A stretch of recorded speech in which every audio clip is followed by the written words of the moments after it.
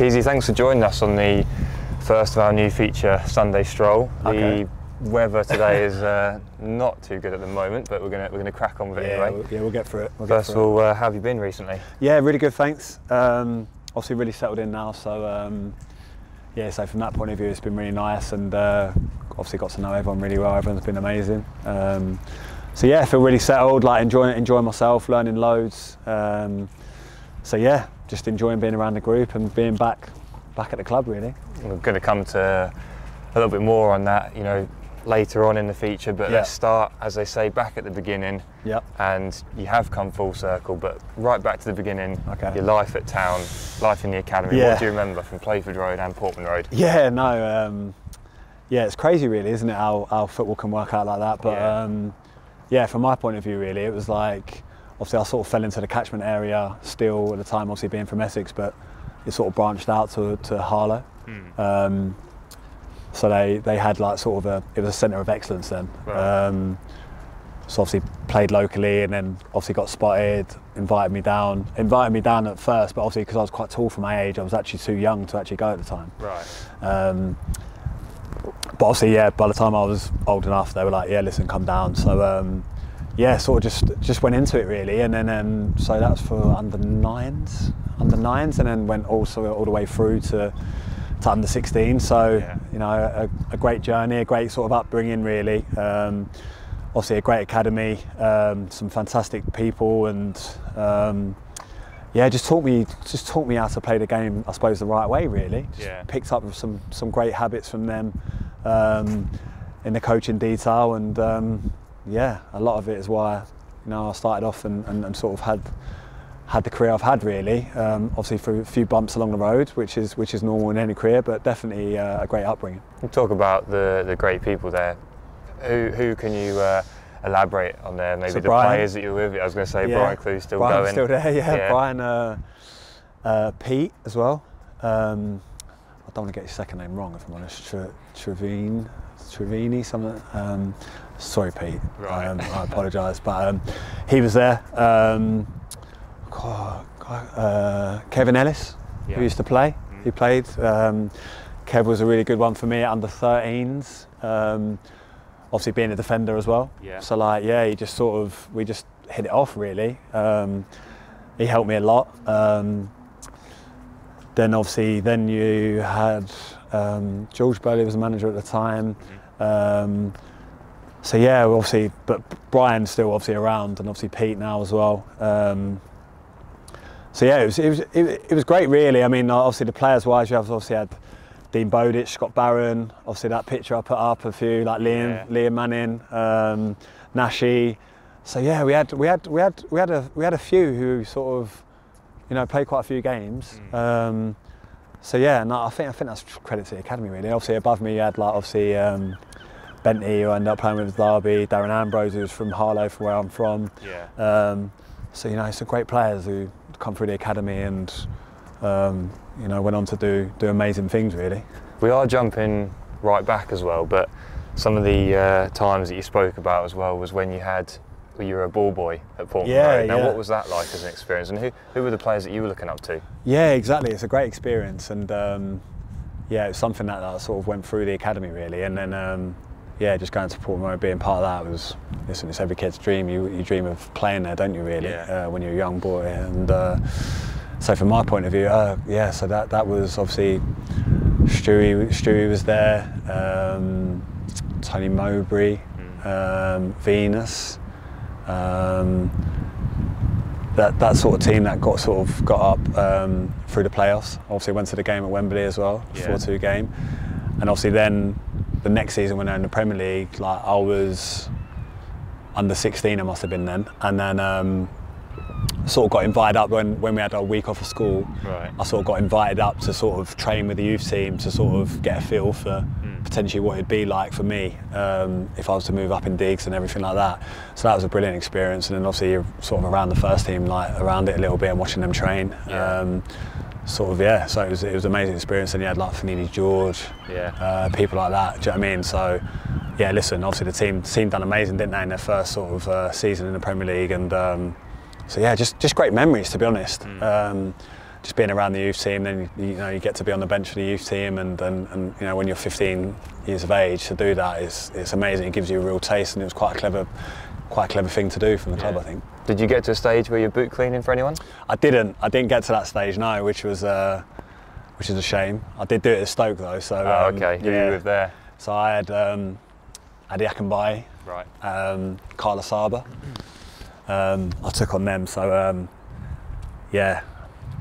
Adi was a great, both great guys. Really strong dressing room at Stoke, like real men, like really good players, great careers. Who I learnt loads off, to be honest. Like really learnt a lot when I went there. They were both great. Adi was brilliant. Like I used to get like a few quid for every time he scored. So I'd be earning more sometimes from cleaning the boots with Adi than than I would get like my YTE money. So it was a great experience for me, because it kept my standards up. The times when like they felt they weren't clean enough, like they would pull me and go, listen, like you need to like come on. So you know what I mean. So like it was all great learning. It got me to be around them and speak to them and pick their brains and that. And so then when I sort of was got into the first team there, in my professional contract, like I felt more comfortable in that environment. Right. So yeah, it was a great experience, and yeah, Stoke was a good one. It wasn't ideal at the time when you leave a club that you've been at since under nines. Yeah. Obviously, your dream is to play, isn't it, and stay at Ipswich and play and make your career there. But yeah, I ended up at Stoke. Funny sort of how I ended up there. Really, it was we were playing Norwich on like a Thursday when we used to train at Playford Road, and like they had the floodlights and stuff. So sometimes instead of training, we'd play Norwich. The Stoke Academy director and manager were looking at the indoor dome to get the same one. Oh right, yeah. So I obviously watched the game. Asked about myself, said, have you made a decision on me? And they said, no, we hadn't made a decision yet. So I said, okay, can you keep us informed on your decision? Also then got the bad news. Then they were trying to soften the blow a little bit by saying, like you've got a few teams. I was like, I don't really care about that, to be honest. You know what I mean? It was, but then once obviously you get over the sort of emotion of it and speak to him, it was, went up there for a trial game and then done great. Really enjoyed it, and then from there really they sort of offered me a scholarship. So so I took it, and it was great. Your time at Stoke as well, and a very fascinating and interesting first loan move, all the way over to Iceland. What was that like? Yeah, amazing experience. Stoke were owned by Icelandic owners at the time, and it was something that they thought would be obviously beneficial for. Obviously, you do your 2-year YTS scholar before you get your professional contract, and then so obviously I'd done well on the youth team, and they were going to offer me my professional, and they said, listen, obviously theirs is a summer league, so sort of didn't have a break really. It just sort of finished and then went straight out there, signed for the team on loan. But yeah, listen, I'm playing against sort of senior players at 17 in a competitive league. A lot of players that you're probably playing against who've sort of played in the Premier League, had come back home, sort of, so to speak, played for obviously Iceland. So yeah, it was just a great experience. Obviously living out there with another guy. There's two of us that went out, but having your own flat and sort of fending for yourself a little bit more. So it definitely makes you grow up a lot more. But yeah, again, great experience. Loved it. Gave me a real good taste of sort of what to expect. And again, I just felt when I come back, I felt more ready and more ready to be around the first team and sort of being in that environment. So from my point of view, it was definitely something I look back with, and it was definitely the right move. Keys, we just about made it out of that brief shower. Hopefully that's the last of it now. And you were talking about your time at Stoke and also in Iceland, what an experience that was for you. And how do you sum up those few years? Because you were very highly regarded in the academy, weren't you? And then you won the reserve league with Stoke, I think. You had the move to Iceland, great experience.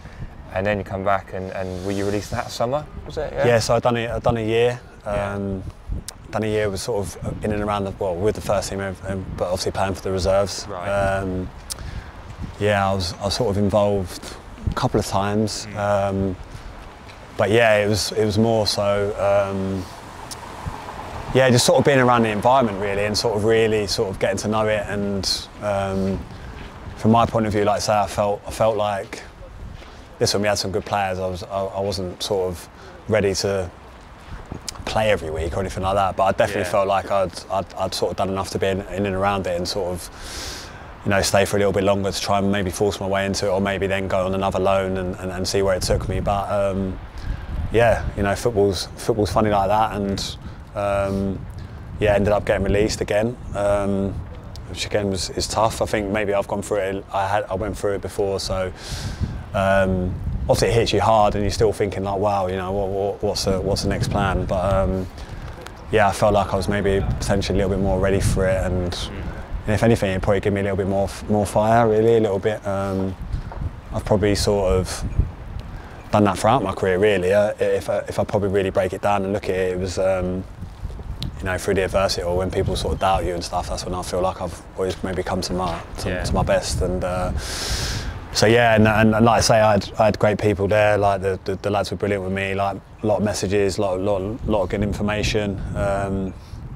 Like I say, I think it was Michael Dewberry said, like, messaged me and said, you know, one man's trash is another man's art, and it sort of stuck with me throughout my career, really. Just because I wasn't good enough for that manager at that point doesn't mean I'm not going to be good enough for someone else. So that really stuck with me, really, and I felt like I was on the right track. You know, when someone sort of messaged you that, I felt like I was on the right track. And so yeah, obviously left, and then went to Bristol. Yeah, ended up signing for Bristol. Had a great time there, and that's when I probably really sort of established myself as a player, really, and obviously won a promotion. So yeah, just really sort of found my way a lot more there. But I felt like all the experiences before led me to that moment, to be more ready. Yeah.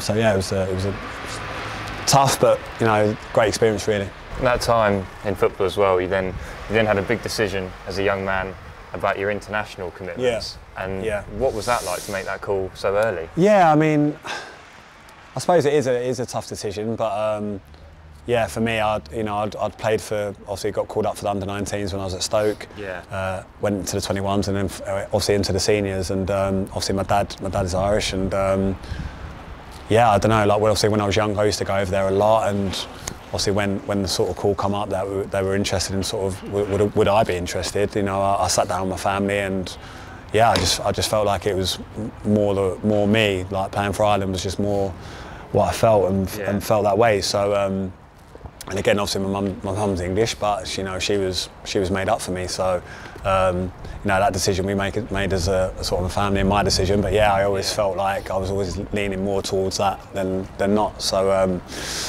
yeah, again, it was great to play for your country at any level is a great moment, and to kind of come through the system and play 19s, 21s, and then finally the seniors. You know, it's something I'm very sort of proud of, really. And that first moment when you get, because you had played for the younger sides at international level, your first senior call up.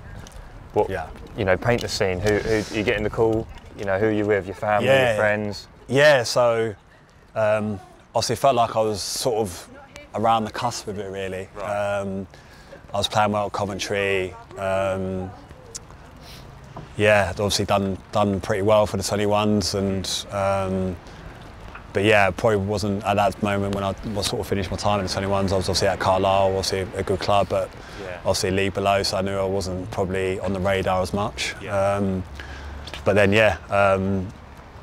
got a call out of Coventry, like, didn't get it at the start, and it was like, not bugging me, but I felt like, I was like looking there, I was like, oh, I thought I'd been in that squad. And we had Lee Carsey at the time, and obviously he had a great, you know, a brilliant guy, a brilliant career, played for Ireland, and he was saying to me, like, just honestly, just be patient, you're like, you're getting close, and he said once you get in there, like, you won't come out of it. And I was just like, right, okay, so I sort of trusted that, and just sort of carried on with my work, and just got the call, and when it comes through, like, it's just amazing, isn't it? And like I say, like, not even, my first thought wasn't even like I want to get on the pitch or anything like that. It was just like to be called up and just be around, and just be around the guys, and to say that you've been called up by your country is, it's an amazing feeling. So yeah, like with the family, with my wife, you know, my girlfriend at the time, and now my wife. But yeah, just amazing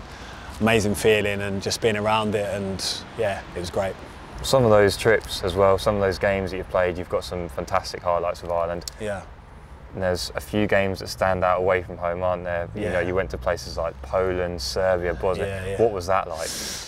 Yeah, listen, you know, if I'm probably really honest, like my best sort of moments have always come in an Ireland shirt. I think from my career, like, now I've obviously like my club football's been amazing as well, but you know, them moments for Ireland are just, you know, just different. They just feel different, and yeah, listen, to play in massive, like, you know, people like, you know, I've got 26 caps, and you know, could I have got more? Yeah, potentially, but no, we had good players in my position, but it wasn't about that. I'd say to anyone, the sort of big games that I played in my Irish career, you know, and then 4 or 5 games I wouldn't change, like, for any amount of caps. Yeah. So yeah, you know, Poland away is just amazing, like, you know, 50, 60,000, and like, it's a big game, and you know, being in that environment, playing against arguably the best striker in the world, and you know, testing yourself against these type of players is you know, that's the pinnacle, isn't it? That's what you want to do, and that's why you're in the game, to be honest. When you set out on the journey, that's what you want to do. You want to test yourself against the best players. You want to, you know, do these great things, and yeah. So going to Serbia was an interesting experience. The stadium, like, crazy, great atmosphere. I mean, I just love the atmosphere, to be honest. Like, I kind of like to think I thrive off that kind of atmosphere, really. And but yeah, I was saying there, even like when you train before, like, you obviously train the night before at the stadium when you play. Obviously, to get a feel of it, surroundings and stuff, and just get a feel. And you're sort of walking. You had to walk through sort of like a tunnel from the dressing room to get to sort of the pitch, and even like the tunnel was like, you know, graffiti everywhere, like mad graffiti and stuff. So just giving you a sort of a taster before you've even, like, that's without no crowd. And obviously then you get in the crowd, and you know, great, just, yeah, brilliant stuff. I think some players perhaps could be intimidated by that kind of thing, but did you feel like you had lads in the squad, you just said there yourself, you thrived off that? Yeah, brilliant, like, amazing. We had an amazing group, amazing, you know, fantastic manager and coaching staff, but just, yeah, just brilliant players, not just brilliant players, but brilliant people as well. And that's the memories you make as well, like, just the people you do it with, and everyone, just, you could just tell, like, some of the results we had were just because, you know, we were so passionate about playing for Ireland, I think, and I think that says a lot, and yeah, that's why we produced so many good results. Not just that, obviously we had good quality, and we had, like I say, we had a good manager and stuff, but I definitely feel like as people we got on so well, and we sort of had a real club environment, really. Yeah, we're just jumping ahead a little bit again, but no doubt a highlight for you and the lads was that qualification, Euro 2016. Yeah. You drew away to Bosnia in the first game, didn't you? And you actually got man of the match in that one, I think. Yeah, I did, to be fair, yeah. No, listen, again, bit of a crazy game, really. I mean, when we were playing, like, you couldn't, it was like, on TV, it looked like it was like fog, like it's invisible to play. Do you know what I mean? Like, people couldn't even see the game. And like, obviously we played the game and we could see quite clearly, but on the TV, when we looked it back, it looks like absolutely ridiculous. Yeah, for sure. So yeah, we got the 1-1, and obviously took them back to Aviva, and then yeah, we got obviously Johnny Walters, Johnny, big Johnny. A few connections with town. Yeah, there is. Weren't there? Walters, Roy Keane. Yeah, exactly that. And obviously Murph, Didsey. So yeah, there was a lot of great players and great people, but yeah, it was just great, and like I say, that moment of qualification, like, was just brilliant. Obviously, like, my wife was there, and like family and stuff, and it was just like, yeah, to sort of do that, and it's one of my favourite pictures, actually, of like me celebrating with Johnny. They got a great picture of me and Johnny, and it's funny because, like, obviously I can't remember the action, but like, the ball went to Johnny, and I was there, and I was shouting him to cut it back to me. For some mad reason, I was like me, and I was like, what are you doing? And then obviously, like, Johnny, he's a striker, he scores, you know what I mean? So I've just ran off, like, obviously the mad emotion and stuff. Just brilliant. Like Johnny was excellent through that campaign. To be honest, he was amazing. But yeah, again, a great night, great moment to do it with the guys.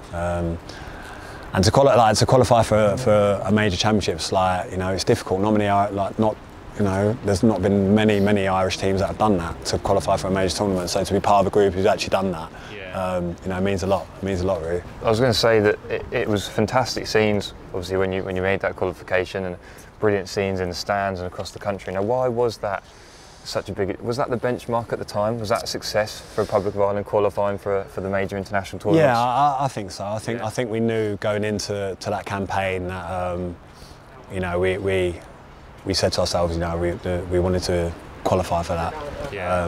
That's sort of the gauntlet we laid down, not just as a group but as a staff and everything. Like, we sort of come together. We knew that it was important for us to do that. So yeah, to finally actually do it was just not relief, but like just excitement. I think, like you say, we worked so hard for that campaign to get to that moment, and to do it and to look forward to Euros was great. And obviously, then after you do that, then you're waiting for the group to get drawn, see who you're playing against, and then obviously then you've got a hard season with your club to look forward to as well.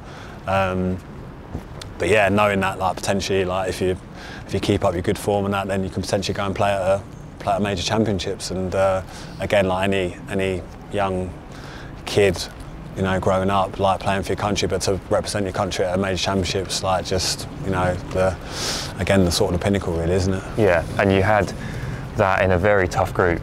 You come into that third game. Yeah.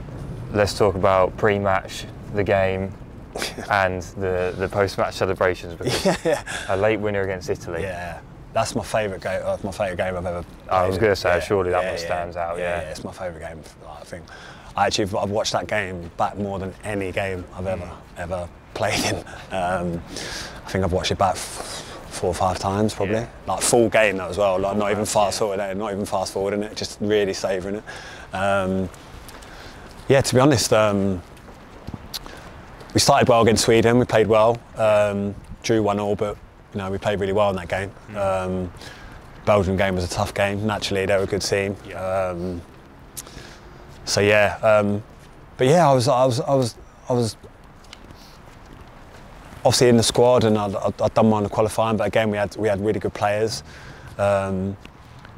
And so yeah, like I thought I'd give myself a really good opportunity to maybe start the tournament, but also knew that might not be the case. And so yeah, but just like I say, it's about then supporting the group and make sure we're training well and putting the pressure on to make sure that the lads perform well.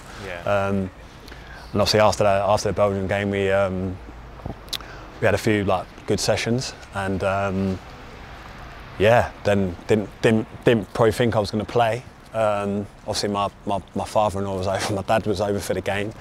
Obviously saying to him that, listen, I'm not sure if I'm going to play, but they were just there for experience as well. And obviously then get into the dressing room, reads out the team, and I'm in it. So I'm just like, right, okay, here we go then. Made a few changes, and it ended up being me and Shane Duffy. So yeah, it was probably one of them, like, loads of things sort of come together for that moment. Like, say, like my dad didn't know I was playing, my father didn't know I was playing. They just come, and then obviously then I'm in the team, and they were all at that one game to, like, watch that game.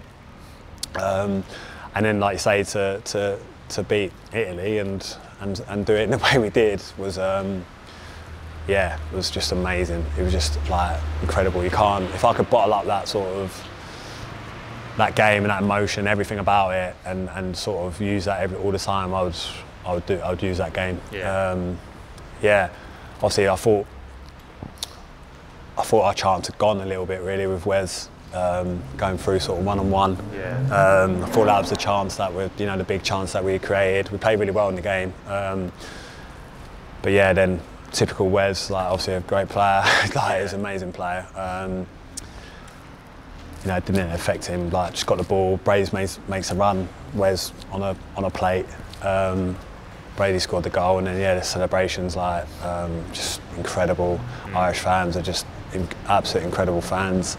And yeah, just like, to be fair, the celebration night was amazing, but I had to do a drug test after. Right. So like, I was obviously in there doing it, so I sort of missed a little bit of it. There was a few, like me and another guy, and then a few Italian guys as well. So we was having a good chat with them just about the game, and they were sort of saying, "Oh yeah, we've got like a really hard route." Florenzi, and he was saying, "Yeah, I can't remember who they played next, but they had like sort of potentially it was like Spain, and like, you know, the big hitters along the route." So he said, like, "We're going to win it. We're going to have to like, we have to go through the sort of hard way." So yeah, like, and then obviously got back to the hotel, and like I say, just fantastic, and just try to enjoy the moment a little bit, but knowing that you've got obviously a big game coming up against the home nation in the last 16. But again, now we played great, and obviously went 1-0 up, and I think looking back, if we'd have probably held out for another 10-15 minutes, I think we might have done it. I do, yeah. I think we might have done it. To be fair to France, they changed system, they changed the momentum of the game a little bit.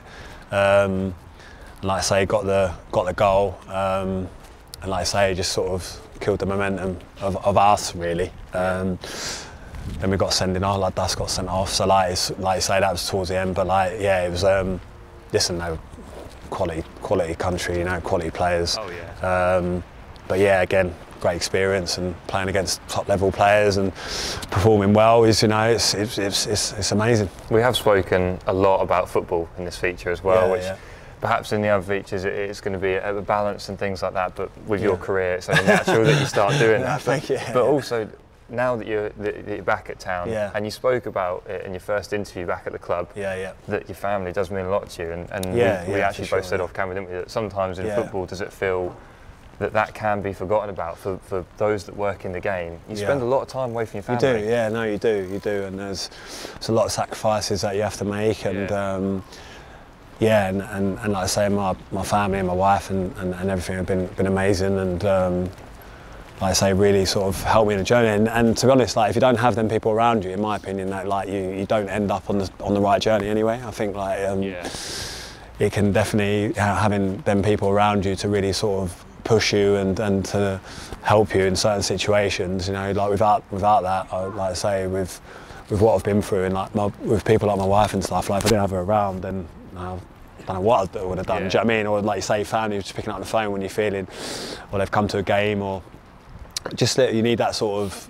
that away from it as well. I think I've definitely learned over the years that when I was younger, I was quite intense guy and really into it, and felt like I needed to, as I got older, I needed to sort of become a little bit more calmer and reflect a little bit more, and I think having my two boys really helped with that. I think you get back, and if you've, you know, not been at your best in the game, or you've lost a game, and you know, even if you've played well, you're fuming. And like I think having my kids like really sort of helped me. Like when I got home, I sort of didn't carry as much as I did before. Like home, I'd sort of like, there'd be times like my wife would tell you that I'd come back and I'd just be an absolute nightmare. An absolute nightmare. Like sulky probably, if I'm being honest. But yeah, I think like having that, like you say, that balance and being closer to your family, and like you say, it's great. It is a big decision. It's a great thing for me that especially my mum and my dad and that can get to the games a lot easier now and watch me play, especially for Ipswich as well, because it means a lot to us as a family. So it's where I started. So it's nice from that point of view for sure. Yeah, and it is clear that you said that you're enjoying that balance, and also, you know, life at the club. But we've spoken a lot about football, as we've said. Yeah. What do you do in your spare time now? Yeah, good. Yeah, good. I enjoy a good coffee, like, to be honest. I really enjoy coffee. So try and do that with a few of the lads. Yeah, we'll get a coffee club soon. Yeah. I'll be right up for that. To be honest, like obviously catching up on things really. Obviously, like. To be honest, like I'm still sort of in that mode as well of sort of football at the moment. Like I'll get back on the laptop or Try and do it. Obviously, been doing my coaching badges and stuff, so I'm really interested in that and trying to build up sort of that side of it. And obviously, like I say, everyone's been amazing. Like Gaffer here has been fantastic, and been so lucky to sort of watch him work and to see it and to bounce stuff off him and to show him stuff that I've got and get opinions. And so like, yeah, so to be fair, a lot of that with Granty, obviously, me and Granty, we've been doing that a little bit. So yeah, it's quite football heavy at the moment, to be honest. Yeah. Did watch a good series though, to be fair. Watched Blackbird on Apple TV. Yeah, if you've not seen it, I recommend it. Yeah, I recommend it. But yeah, in general, just sort of FaceTiming the kids and and trying to catch up with people really. I think that sometimes that's one thing I try to do as well when I'm up here and not back at home with the family. That try and catch up with people a little bit more and try and like reconnect and yeah, just try and use the time wisely really. Don't want to just sort of be sitting there and sort of just chilling, even though that is possible. Like you need to do that as well, but I like to try and use the time a little bit more efficiently. You just mentioned there, Granty. Yeah. What's it like then? What's it like living together? Class, yeah, brilliant guy. Yeah, again, like obviously me and Granty played together and actually roomed together. We used to have roomies before obviously COVID hit, when there's like more single rooms now. Me and Granty were roomies, even to the point when they used to give us single rooms sometimes, we'd still room together. We just didn't. I preferred to room with someone. So yeah, we still do that. So yeah, it's kind of just taking it back really, taking it back to the old school. But yeah, no, again, like brilliant guy, brilliant coach. So yeah, just learning loads off him as well. So yeah, it's just quite nice really to sort of have that company, and you can sort of, like I say, talk about sort of football a little bit, like I say, more coaching, to be honest. But also sort of park that a little bit and sort of just reminisce a little bit and just sort of catch up and do sort of that kind of stuff. Good times. Yeah, exactly, which is nice. And yeah, and then obviously like whip up a little storm in the kitchen now and again. Who's the cook? To be fair, like we've both had a little go. Like Granty's good as well. So yeah, we're quite good on that front really. That we can both have a little look at it. Special dish or? No, yeah, I've got like a chicken pasta, like sort of spicy pasta that I quite like. I used to do a lot for like sort of pre-match on a Friday, and sort of like a little thing I did. But yeah, we like to on a Thursday we go to like a restaurant, same restaurant. And, yeah, that's our like sort of little treat in the week. We go out and have a little nice meal. So yeah, we'll probably invite a few of the boys. I think like a few of the boys have got wind of it, so they want to jump on it. So yeah, that'd be quite nice. But yeah, that's the little treat of the week, really. Very nice. Keys, it's been an absolute pleasure having you on the first episode of Sunday Stroll. Really appreciate your time and great to chat. No, it was great. Yeah, I enjoyed it.